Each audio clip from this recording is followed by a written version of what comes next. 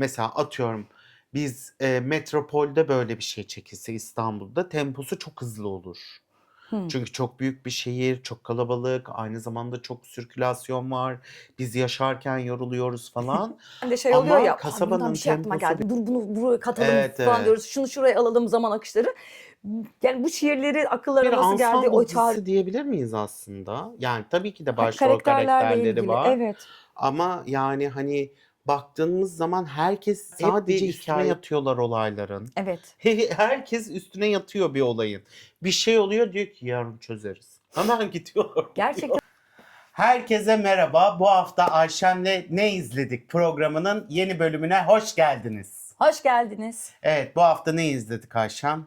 Kasaba. Kasaba. Netflix'in yeni dizisi olan Kasaba'yı izledik. Yönetmen koltuğunda Seren Yüce, senaryosunda ise Deniz Karaoğlu ve Doğu Yaşar Akal yer alıyor. Bir Edirne Karaağaç kasabasında geçen bir hikayeden bahsediyorlar. Bir yolculuk hikayesi. Biri ölür, kasabaya eski akrabaları gelir, kardeşler buluşur ve buradan başlayan bir hikaye dıngır dıngır dıngır devam eder. Yani doğduğun yere geldiğinde işte Kaderini yaşar. geçmişini ayıklarsın, hesaplaşırsın. Efendime söyleyeyim. Oradaki var olan çözülmemiş düğümleri çözmeye çalışırsın. Bazen de zengin olmaya hayalleriyle geri dönmek istersin. Ama bir lanet gibi başına üşüşür. Evet. Evet. Dizinin açılışı şöyle. Bir arabanın bagajından bir ceset atılıyor sokağın ortasına ve arabanın 55 numara. Çünkü 55 numaralı plaka 55. önemli. Evet. Sürekli bunları görüyoruz. 55 numara, 55 plaka, 55 plaka diye. Ve ondan sonra hikaye zaman atlamalarıyla devam ediyor. Bunlar aslında üç kardeşler. Selim, Efe ve bir abileri daha var. Abileri üniversite için ya da avlanmaya gittikleri bir yerde Evet, babasıyla Selim bir de abileri. kardeş mi, abi mi? Aha, Selim'in abisi, Ha. Efe'nin abisi. Efe'nin Selim daha küçük. abisi, evet, beraber avlanmaya gidiyorlar. İşte sonra bir ceylan avlıyorlar Evet. o esnada ve işte onu alıp götürürlerken böyle bir dağ evi gibi bir yerdeler ormanın içinde. İşte böyle konuşuyorlar. Selim diyor ki Efe. Efe diyor ki ben aşık oldum Hı diyor. hı. Sonra aa ne güzel falan filan diyorlar böyle büyük bir sevinç. Sonra diyor ki Zeynep'e aşık oldum diyor. Zeynep de abinin kız arkadaşı ve Aynen. üniversiteyi birlikte şehir dışında okuyacaklarının hayalini kuruyorlar. Planlarını kuruyorlar. Ve orada bir kırılma anı var ama bu dizinin sonlarına yani flashbacklerinde görüyoruz. Senaryoya baktığımızda bence güzel bir matematiği var. Edirne'de olmasa ayrıca Çok böyle şey güzeldi. çok güzel oluyor. Edirne'ye gittiniz mi bilmiyorum. Ciğer Edirne'ye yemeden? ben yedim. Hayır. Ben ciğer Filmde. Ay evet dizide ciğer hiç yenmiyor. Bir ciğer Yemeği yiyeydiniz ya. yemeğe O zamanları ciğerciler olmuyor. sokağı gibi bir sokak vardı. Oraya bir gitseydiniz. Bir merkez camiyi hiç görmedik. Efendim o O hep şey olabilir. lokalleri gördük tabii o Edirne'nin lokallerini. Onlar çok tatlı ve sempatikti. Dizi genelde böyle bir lider var. Yani işte semtin ya da işte oranın köklü ailelerinden, zengin olan ailelerinden. O ailesinin bir kara parası var anladığımız kadarıyla. İçlerinde de bir tane hain var ve o kara parayı çalıyorlar gibi bir durum. Şöyle o parayı Yıldırım diye bir tetikçi var. O arabanın paranın yüklü olduğu arabayı durdurmak ve adamları öldürüp parayı almakla yükümlü. Evet. Ama yanlış arabayı, Maalesef ilk önce BMW yazıyorlar. O yanlış da plaka gidiyor veriyorlar ona. BMW'yi öldürüyor. Sonra meğersem BMW değilmiş Yanlış diye plaka ortaya geliyor çıkıyor. ona. Çok enteresan ama Aa, mesajlaşmaları çok evet. iyi. Böyle bir kumar sitesi gibi bir Sitesinden yerden birbirleriyle mesajlaşıyorlar. mesajlaşıyorlar. Orası çok bombaydı. Orası çok güzel bir Sonra bu araç yer. kaza geçiriyor ve adamın Yıldırım karakterinin gözetiminden kaçıyor. Araç şarampole yuvarlanıyor ve aracın içindeki iki tane işte mafya adamları ya da sepetçiler ailesinin Ha, sepetçiler ailesi aynen. serbet. Ay unuttum Sepetçi ya. miydi? Serbetçi. Öyle bir Halbuki Ayşem daha yeni izledi. ya hayır. Aa, Ama maşallah zor senin isim hafızan. tutmam. ailesinin İyi, 2 güzel. tane Ünlü tetikçisi. aile işte. Ünlü Edirne için de ailenin ünlü işte bir aile. evet yani aynı zamanda aile bayağı köklenmiş oraya. Hani bütün kanalları kullanıyor. Biliyorsunuz bizim polisimizde olmaz böyle şeyler ama kasabanın polisinde işte adamları var, bilmem nesi var. Herkes aileye bir nebze çalışıyor. İşte aileden anladığım kadarıyla kasabadaki herkes de zaten aileyle çalışmış. Yani bir şekilde bir geçmişleri var Tabii siz bizi aileyle. biliyor musunuz diyor. Sonra zaten ilk başta baba ölüyor. Babanın cenazesine toplanıyor ve şehirde yaşayan kardeşi de hop o esnada şeye geliyor. Cenazeye geliyor karısıyla birlikte. Abinin de kardeşe bir borcu var, para borcu var. Annenin cenazesine geliyorlar. Anne Baba mi? daha önce Ha, baba ölüyor. daha önce ölüyor. Anne miydi? Annenin Annenin cenazesine cenazesine geliyorlar. geliyorlar. Bir cenazeyle başlıyor ve bu aslında şey gibi nasıl diyeyim lanet gibi o cenaze sürekli bir her umut ettiklerinde ya da o paranın verdiği umutla bir cenaze daha bir şey oluyor. Yani aslında çok güzel bir dramaturji işlenmiş. Yani paranın laneti gibi bir şey işlenmiş dizide. Şöyle bir bölüm var. Bunlar tesadüfen işte başka bir yere giderken sarhoş arkadaş yani Edirne'de herkes çok içer gerçi. Hani sarhoş mu değil mi bilmiyorum. Yani kafası böyle çakır. Yolda gidiyorlar işte kardeşleri, karısı, işte Ahmet. Hı Ahmet, hı. Efe, Selim. Selim. Begüm bir de eşi Begüm. Ha, Begüm işte hep beraber gidiyorlar. Giderlerken şuraya bir kenara bir şey yap da bir çövdüre vereyim diyor. Evet. Hemen gidiyor çövdürürken bir tane araba görüyorlar böyle şarambole yuvarlanmış. Arabada bakıyorlar 2 kişi de hani Hı hı. pertleşmiş. Bagajı bir açıyorlar çanta çanta dolarlar Evet. var. Bunlar bir şoka giriyor. Sonra bunlar dolarları almaya karar veriyorlar. Almaya karar verdikleri an paranın laneti Yapışıyor. üzerlerine yapışıyor ve bundan sonra olacaklardan kimse sorumlu değil gibi bir Ama duruma hepsi de sorumlu. ama hepsi de sorumlu. Yani çünkü o paraya karar vermek, onu almak, kardeşinin o kadar polisi arayalım, hani bizim işimiz yok demesi, bunu dinlememeleri ve sonra çanta çanta parayı alıp o tamirhaneye götürmeleri.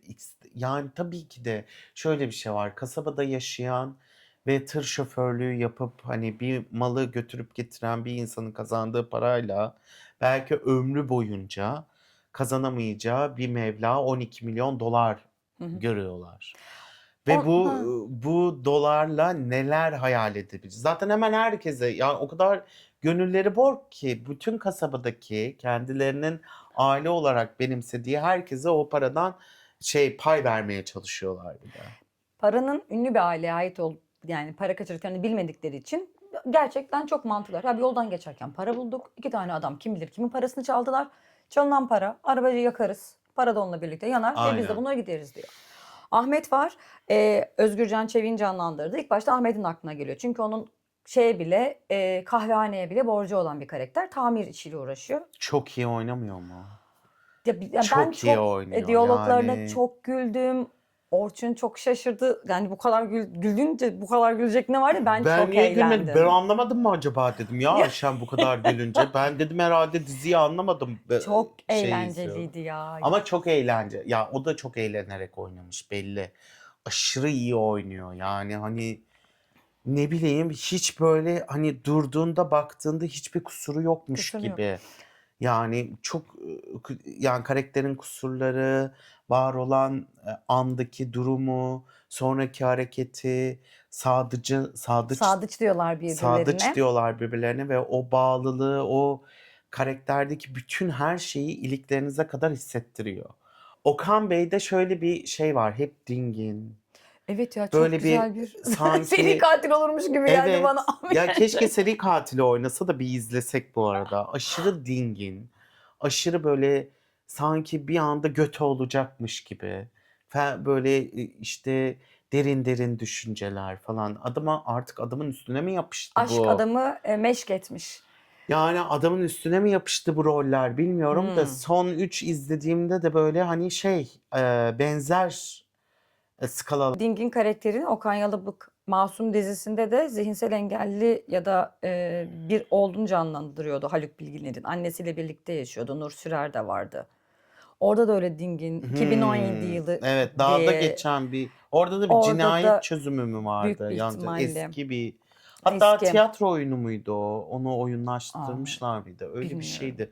Tam Yine hatırlamıyorum. bir Bayağı şey olmuştu. platforma yapılmıştı. Evet evet. Blue'ya yapılmıştı galiba. 2017, 26 gerçi geçti kaç? Aynen. 10 yıl Bayağı da 10 öncekinde. yıl önceki.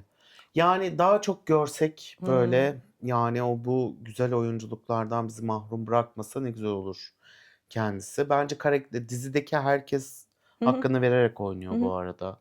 Dizideki karakter yapıları, dönüşümleri, işte bize o vermek istedikleri duygu net bir şekilde Bir geçiyor. kasaba hayatını Evet. görebiliyorsun. Şeyleri de güzel. Yani onlar o kadar paranın, o kadar hani başka bir daha yukarıdan bir yere ait olmadıklarını düşünüyorlar ki diyorlar ki öbür türlü de sürünüyorum. Hı hı.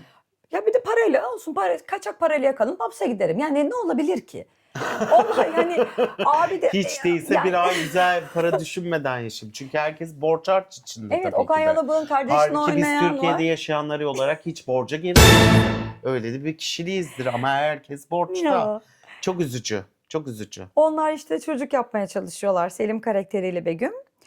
Paraya ihtiyaçları var. O yüzden Aynen. Okan Yalabık'ın canlandırdığı Efe karakterinden bize borcunu hemen ver diyor. İşte kamyoneti sat diyor. Aynen. Okan Yalabık da kamyonetten bir sürü aile geçiniyor diyor. Onun bir şoförü var ve şoförü zaman atlamasıyla geriye gittiğimizde Okan'ın gitmesi gereken bir teslimata şoförü gönderiyorlar ve şoför de o teslimatta hayatını kaybediyor. Bu yüzden Okan Yalabık o aileye de hala bakıyor ve onlara karşı bir vicdan. Orçun dediği gibi yani buradakilerin hepsinin hayatındaki olan insanlara bu paradan altın veriyorlar yani. Evet. Lütfen ve Biraz sussun diye. Hı Robin hı. Hood gibi Canım bir kendi şeyi var. çevrelerinden Ama şey veriyorlar. çok komik mesela, kasaba hayatında işte böyle yaşayıp küçük bir çekirdek olup herkes birbiriyle bağlantılı olup ama bir o kadar da bağlantılı olmaması. Ha, hayatlarına Ya karışmaması. hayatlarının içinde bu kadar karışmaması ama bir şekilde hepsinin de bir vicdanı olması. Yani bunlar böyle çok nasıl diyeyim, güzel ve şey hareketler. Yani böyle özlediğimiz kasaba hareketleri aslında. Ya Ya da evet. özlediğimiz 90'larda mesela İstanbul'da böyleydi. Yani benim şahit olduğum. Şöyle biz Hı apartmanda hı. yaşıyorduk. Herkeste büyük bir komşuculuk vardı. İşte mahallede hani esnafını tanırdın, osunu tanırdın, busunu tanırdın. Herkes de seni tanırdı. İşte ona göre bir alışveriş Hı. yapardın. Bir şey zorda kaldığında biri yardım ederdi falan. Öyle bir dayanışma vardı. Tabii bu sosyal çürüme Hı hı. sonrasında bunların hiçbiri kalmadı. Hı hı. Çünkü kentsel dönüşüm sadece binaların yenilenmesi değil, aynı zamanda var olan semtin de değişmesine neden olduğu için tabii bu değişim iyi ya da kötü olarak şey yapmıyorum. Tabii zaman da değişiyor ama o benim çocukluğumda gördüğüm mahalle kültürü ya da mahalle çocuğu Hı hı. jargonu artık 2025 yılında yok. Ama Yok. o kasabada 2025 yılında yeni bir dizi olarak bizim karşımıza çıktığında bana böyle bir o bölümü de hatırlatıyor. O Hı. sıcaklığı da hatırlatıyor. İstanbul dışında yaşayan ve eee, İstanbul içinde şanslı, tırnak içinde şanslı bir mahallede, semtte büyümüş biri olarak hani onunla bağdaştırmak benim hoşuma gidiyor mesela. Çünkü birbirlerine iş paslıyorlar, birine bir şey olduğu zaman hepsi üzülüyor ya da bir şekilde dayanışmaları var ve yani senaristler arasında tiyatrocu bir arkadaşımız da Hı. var bu arada. Doğru. Onun da orada olması aslında bir güzel bir şey oluyor benim için. Hı. Aa ne güzel işte oley falan filan gibi bir yerden geliyor. Metin çok sıcak, çok içten. Oyunculuklar da öyle olunca bence su gibi akan mini bir dizi izlemiş oluyoruz. Mini dizi kategorisinde. Devamı gelecek herhalde. Bence Devamı gelir. bence gelir Gittiler mi? herhalde. Yani nereye gittiler mi? Bitiriş noktasında şeydi ya, o tam sınırda. Yani bilmiyorum. Devamı gelirse nereden ne şekilde başlar onu da Hı. bilmiyorum. Eee, ama bir atıyorum bir şeye bize tanıklık etmesi benim hoşuma gidiyor açıkçası. Bu kadarla yeterli. Aynen, bu kadar da yeterli yani. Sonradan şey olmasın. Ya sonrasında belki daha farklı bir şekilde daha farklı bir yere gider. Sonuçta parayı aldıktan sonra sürekli bir şeyleri var, lanetleri var. Çok yakınları ölüyor, kardeşi ölüyor. İşte mahalledeki çok sevdikleri zihinsel engelli biri ölüyor. Müfit. İşte yani sürekli birileri ölüyor ve sürekli bir ağlak bir şekilde devam ediyorlar ama kalanlar vazgeçmiyor. Ama paradan da vazgeçmiyorlar ve e, yani anlatıyor Efe, hani bu Ses para kaydı bize bırakıyor. bir de şey diyor, bu para bize lanet getirdi. Hı hı. Yani bu paranın hayrını göremeyeceğiz. Hı hı. Verelim gitsin artık, bitsin artık, kimseyi kaybetmeyelim dediği halde o para sürekli Sürekli vermiyorlar taktik yani. değiştiriyorlar, Evet. taktik değiştiriyorlar. Yani Ha. işte gelenin aklına bir şey geliyor, başka bir şey yapıyorlar, işte oraya gidiyorlar, sonra vereceğiz diyorlar, bir tane komiserle anlaşıyorlar, komisere sonra gidiyorlar, biz vazgeçtik diyorlar, diğeri Sadıç bana niye söylemiyorsun diyor, başka bir komiseri, amiri kaçırıyorlar, ona işkence ediyorlar, Pembo. ya tamam isimleri hatırlamıyorum ama yani dizinin temposu bu kadar çatışma, bu kadar olaylı olmasına rağmen mesela çok kasaba temposunda. Yani çok böyle durağan mesela atıyorum biz metropolde böyle bir şey çekilse İstanbul'da temposu çok hızlı olur. Çünkü çok büyük bir şehir, çok kalabalık, aynı zamanda çok sirkülasyon var. Biz yaşarken yoruluyoruz falan. Ama kasabanın temposu biraz dingin olduğu için o dinginlikte de ilerliyor dizi. O dinginlikler karakterlerde de var. İstedikleri kadar Evet, hareketli olsun. Bir tek Okan Yalabık olaraktan değil. O aynen. karakterlerde de var. Okan Yalabık'ın aşık olduğu Zeynep, ne bileyim işte komiserler. Zaten hani şöyle bir şey var. Çektikleri yer dönüp dolaşıp aynı yerlere gidiyorlar ve biz de Aynen. Edirne'ye gittiğimiz ve tren istasyonu bu kadar yürüme mesafesindeydi. Oradan 2 sokak atında arabalara gittiklerinin eski tren istasyonu. Hı hı. Ondan sonra o kafeyi hatırlıyorsun. Oradaki başka caminin önünü hatırlıyorsun. Öyle olduğunca hani bir yerden bir yere gitmek için aceleleri yok. Evet, İstanbul'da yok. yani metropolde yaşadıkları gibi. O dinginlik bir süre sonra kültürü de insandaki üzerine de dinginlik getiriyor. Hani ben bugün oraya gittiğimde hızlı yürümem ne zaman yavaşlar bilmiyorum. Yine aynı sokağa geldik. Yani Evet. Belediye'ye gittiğimde öyle oldu. Döndük dolaştık. Yine aynı yere geldik oldu. Onların üzerine de çünkü bir aceleleri yok. Ve Evet ama zaten oyuncuların da esnaflar bunu okey olması, işte hani yani kültürün o insanı dengeyi yaratması, insanın kültürü yaratması gibi düşündüm ben aynen. burada. Dinginlik oradaki mesela Adalılar da mesela vapura koşturmaz. Bilirler ama biz İstanbul'da yaşadıktan sonra öyle bir hikaye anlatmışlar. Vapurun kalkmasına 5 dakika var ve arkadaşım yokuştan aşağı vapura gitmek için adadan gelecek Bostancı'ya hızlı hızlı bir tane adalı dur dur demiş. Yürüyerek de gidersin. Adam biliyor oradan oraya zaten vapur saatinde ve durmuş. Ve Hı. yetiştim ben diyor. Ama İstanbul'u 5 dakika bizim için toplu Bir taşıma dakika kalkmadan gibi. önce aynen orada olması lazım. Yani bu çok ilginç. Hem bu kadar yakın bir şehir Edirne hem de bu kadar bizim hızımızdan uzak. Uzak. Tabii tabii. Öyle olunca dingin olduk. Ama bu kadar pratik akıl geliştiren vesaire İstanbul'dan gelen Begüm ve Selim çifti. Aynen. Biz düşündük, böyle plan yaptık. Aynen. Begüm'den geliyor sürekli planlar Aynen. ve Okan da kabul ediyor. Begüm de Okan'ın doktor bir canlandığı, de. yani diş hekimi bir Aynen. kadın. Diş hekimi miydi? Diş hekimi. Ha. Öğünün başında öyle diyor, kızım diyor benim Aha. buradakiler ağrıyor falan diyor Ha. ya. Şeyin Doğru. annesi soruyordu. Aynen. Müfit'in annesi soruyordu galiba. Hatırlamıyorum şeyin başında. O tempo, benim için hemhal. Hani yaratmak istedikleri varsa o yavaşlık ve bizim hadi bir şeyler yapın. Ama hayır bak yavaştan aynı Ari şey sürekli oluyor. de bir şey oluyor. Oluyor. Oluyor, olmuyor değil ama o kadar dinginlikte oluyor ki her şey. Yani hani bir aksiyon filmi gibi şey değil, atıyorum Amerikalıların aksiyon He. filmi gibi Allah oradan bir şey çıkıyor, buradan nereden ne çıkıyor falan gibi bir yerden değil. Gayet dingin, böyle oturaklı plan yaptık, hiç aceleleri yok. Hep bir üstüne yatıyorlar olayların. Evet. Herkes üstüne yatıyor bir olayın. Bir şey oluyor, diyor ki yarın çözeriz. Hemen gidiyorlar. Gerçekten uyuyorlar. Yıldırım karakteri, Ahmet karakteri, Efe karakteri bir gece yatıyorlar ya şeyde. Evet, Tamirhanede ertesi gün kalkıp çözeriz diyor. aynen. Sonra şey çok Herkes komik. üstüne yatıyor. Ben üstüne, hani sen de bazen dersin ya, ben bir olay yaşadım işte Ha. sana anlatırım falan. Sen dersin ki Orçun bir üstüne yat da ondan sonra ertesi gün düşün ama ben o esnada karar vermek Vermek isterim istemezsin. mesela hep. Hımm. O esnada çözülsün, o esnada her şey olsun falan derim. Ama hiç öyle bir şeyde değil yani. Değiller. Dizi hiç orada değil. Hani dizi orada biz çok uzaylıymışız gibi kalıyor yani o esnada. Benim Hımm. hayatım olarak özellikle. Benim hayatım biraz daha böyle şeymiş gibi kalıyor. Hemen, hemen. Bir Evet, de ben senin çok huyunda öyle ya, alışmışım. Evet. huyunda bir şey oldu, tamam hemen yapalım. Akşam hani bugün konuştuk, bu yarın için ne yaptın?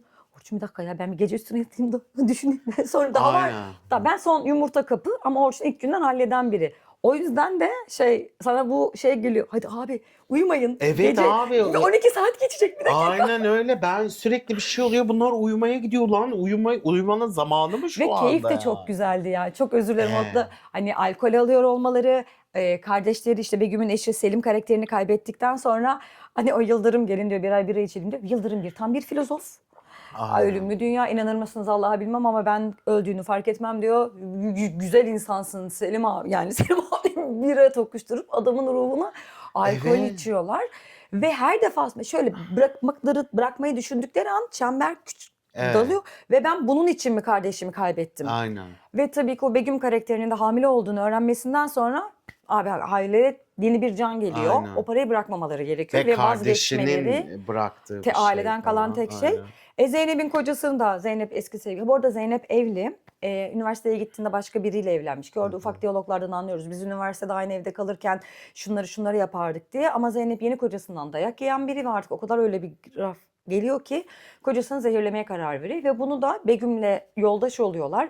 Oradaki kadın dayanışması çok güzel. Evet. Begüm'ün onları birbirini hala sevdiklerini anlıyor. Onun orada yalnız kaldığını anlıyor. Bebeğim var diyor. Begüm oradan birden çocuğu için hayatına devam etmek için eline silah alabilecek biri geliyor, O esnada ama öldürüyor. zaten hamile Hı olduğunun hı. farkında değil Oraya şeyde. geldiğinde öyle. Oraya hani o silahı dayadığı anı mı Kafasına dayadığı değil, söylüyorsun? öldürdüğü an. Ha, evet.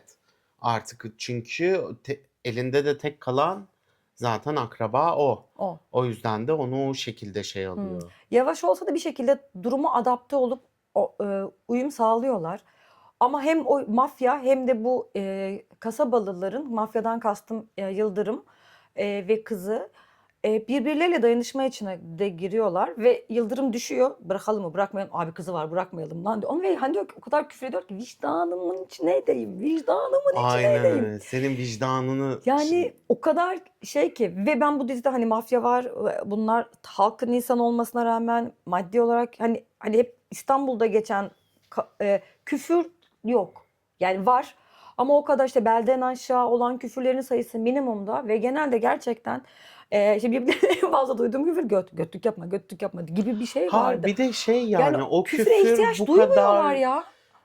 bu kadar da yani ettikleri küfür çünkü çok mahalle içinde Evet. bir şeye tanık olduğumuz için çok olağanüstü geliyor. Yani çok şey geliyor. Hani okey bu edilir, bu söylenir zaten Ha, burada diyorsun. evet.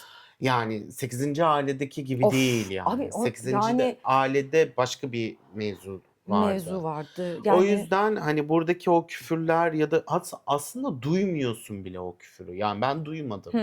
Yani Söyle. senaryo o kadar iyi yazılmış ki, Diyalogları çok beğendim diyaloglar aralarında. çok iyi, karakterlere dağılımı çok iyi, hepsinin bir hikâyesine şahit oluyoruz bir şekilde, hepsini anlıyoruz, Gerçekten sadık empati çıkıyorlar ve kuruyoruz. birbirlerinin Evet, sadıçlığını yapıyorlar. aynen Lep öyle. demeden leblebi anlıyorlar. Onun o yapıyorlar. Yani diyor o Ahmet karakteri tamirci olan. Tamam diyor biz siz entel güntel değiliz ama biz de net çocuğuz diyor. Bizim jargonumuz budur diyor. Orada işte belki Edirne'den gelen kelimeler yani benzetmelerle ilgili argo değil de farklı bir dille benzetmeleriyle anlatıyor derdini. Evet, Hani oradaki aynı kasabada büyümelerine rağmen diğerinin ikisinin de dillerinin birbirine saygı duyuyor olması. Siz okumuş etmiş tabii. insanlarsınız ama bir dakika durun. Ben de böyle boş insan değilim diye birbirleriyle konuşmaları. Yani hiç kimse hiç kimsenin iktidar kurmuyor. O Hayır, kadar yok. bir çekirdek var. Gelen Yıldırım bile Tam bir ensemble dizisi diyebilir miyiz aslında? Yani tabii ki de başrol karakterlerle karakterleri ilgili. var Evet. ama yani, hani, baktığımız zaman herkes sadece hikâyeye hizmet ediyor. Evet. Yani hiçbir oyuncu da kendini bir adım önde göstereyim, bir adım bir şey sanki provası yapılmış, çok güzel çalışılmış. Aynen. Bütün oyuncu dramaturjileri ezberlenmiş. Yani çalışılmış üstüne alt metinler çalışılmış. Çok tatlı, çok böyle aa, ulan şurada ne iyi oynadı falan Ortaya star demeyeceğin yok yani böyle dediğin. bir star şeyi yok. Herkes hikayeye hizmet etmek için çok güzel çalışmış bence. Bence çok güzel çalışılmış bir şeyin kaydını Hı hı. izliyoruz. Prova alınmış yani bu işte. Çok belli Şimdi prova alındı. bir polis ayağı var bu hikayenin. Polislerin Evet, birbirleri arasında. Bir mafya ayağı var. Bir de aynen. yoldan geçerken biz parayı bulduk deyip bu ana karakterlerin olduğu ayak var. Mafya birbirlerine satıyor. O onu işte Evet. 12 milyon dolar diyor. Ona 8 milyon diyor. Arada dördünü anlatacak mı? Sonra mafyanın kendi içinde çatışmalar. İşte polis mafyaya hizmet ediyor ama polisin içinde de mafyaya hizmet eden polisi bilen ve onların altından da iş yürüten bir şey var. Bizim o dörtlümüz daima aynı. Evet. Daima hiçbir şey yok. Onun içinde tuhaf oldu böyle göstermek. E, Ne Ama o olacak? şey çok güzel. Yani hani Evet, evet. nef o hoşuma gitti yani sonuçta Hikayeler eşit şekilde yürüyor. evet. Yani tabii ki de biz anlarken işte bilmem kaçıncı bölümde bilmem polisin hikayesini Hı hı. anlıyoruz. Hı hı. İşte mafyanın hikayesini anlıyoruz falan ama böyle eşit bir şekilde bize dağılıyor bütün hikayeler. Yani açılımlar da o şekilde geliyor. O yüzden metinin dramaturjisi de çok iyi. Ben Düğüm yerleri, çözüm yerleri çok iyi bağlanmış. müzikler çok güzeldi. Müzikler de çok Pentagram'da güzel. müziğiyle açılıyor. Nova Norda'nın müziğiyle çıktım bir yola deyip orada öyle bitiriliyor. Müziklerin işte neyi anlattığı işte o anla ilgili çok güzel hizmet ettiğini düşünüyorum. Seçilen müziklerin, filmin, dizinin başlangıcı ve dizinin sonundaki seçilen müziklerin arada söylenen müzikler. Açıyor ya Pentagram'dan Bostancı Gösteri Merkezi müziğini sonra Aynen. diyor. Bostancı Gösteri Merkezi live. Live Onu diyor aç diyor. Pentagram'ın. Sonra da diyor ya sen kaç yaşında olduğunu zaten hani kes la Ya falan o, filan o diye an böyle. o çünkü çok tuhaf bir yere düştüler ve o kasabadaki karakterlerle o an gerçekten arkadaşına söyleyeceği espri onu biraz önce öldürmeye kalkan tetikçiye de söyleyebiliyor. Yani Aynen olayın gayet. henüz ayığında değiller. Ayıktıkları an plan yapıyorlar. Sonra giderlerken tekrar yolda dost oluyorlar. Evet. Sonra işte kızının geliyor olması ve şimdi dizinin bölüm başlarında her bölüm başına birer cümle koymuşlar. Kimi zaman şair, kimi zaman Turgut Özal sözü, kimi zaman Bill Gates miydi Evet. Aruç Oroba'nın var. Onlar da işte sanki bir anlatıcı gibi eşlik etmiş oraya hikayeyi ve Aynen. her şey dönüp başa oradaki cümleyi hatırladığımda hikaye anlatıldıktan sonra cümleyle paylaşıldıkları şeyle bir şey çok eğlendim ben onlara. Onlara da çok güldüm. Turgut Özal ne alaka? Bu sözü çünkü bu. Evet. Çok eğlendim. Ya bence Aşırı. umarım senaryo yazarlarken de hani biz uyarlama yaparken de şey oluyor ya buradan bir şey aklıma geldi. Dur bunu buraya katalım Evet, falan evet. diyoruz. Şunu şuraya alalım zaman akışları. Yani bu şiirleri akıllara nasıl geldi? O çağrışım, oradaki onların verdiği haz umarım çok eğlenceli geçmiştir. Ben çok eğlendim izlerken Evet, evet. Yani gerçekten. izlerken işte senaryoyu dinlerken ara ara işte ya da oyunculukları izlerken falan bence üstüne çalışılmış ve güzel işlenmiş bir iş görüyoruz. Ee, Ki şöyle bir şey söyleyeyim. Biz bunun gibi işleri yapabilecek potansiyele sahip bir sürü Evet. yazar, oyuncu ya da yönetmen hani kalitesine sahibiz. Evet. Bu kadar Yönetmenlik içten, gerçekten evet, Seren Yüce'nin çok yani beğendim ya. yönetmenlik de çok iyi, Seçilen fotoğraflar çok sokaklar iyi, Edirne'de. evet. Yani valla yani seyir zevki gayet yüksek bir işti. Edirne'nin kuş bakışı gösteriminde Aynen. evet sokaklar böyle yapılabiliyormuş. Kentsel dönüşüm böyle de olabiliyormuş. Bak kare kare o sokaklar dümdüz. Dedim Aynen. düşündüm gerçekten. Edirne'de mi Aynen yaşasak çok diye. güzeldi. Çok güzeldi. Umarım siz de keyif alırsınız Evet biz çok izlerken diyoruz. sevdik. Bir sonraki hafta görüşmek üzere diyorum. Hoşça Hoşça kalın. kalın.